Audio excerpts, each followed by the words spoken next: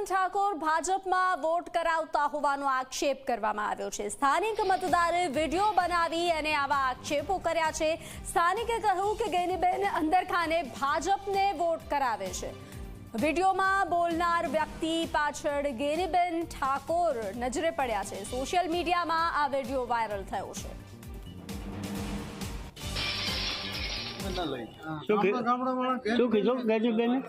अंदर बेटे भाजप में वोट कोने कीधो गैनीबेन बरोबर तो बात करो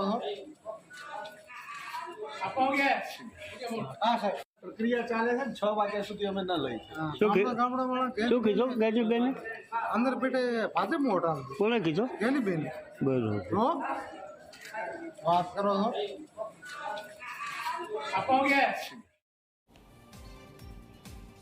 વધુ વિગતો આપી રહ્યા છે સંવાદદાતા અલ્કેશ। ગેનીબેન પર આક્ષેપ કરવામાં આવ્યા છે ભાજપમાં વોટ કરાવતા હોવાનો વિડીયો પણ સામે આવ્યો છે। શું કારણ હોઈ શકે છે આ વિડીયોને લઈ અને શું છે સમગ્ર માહિતી?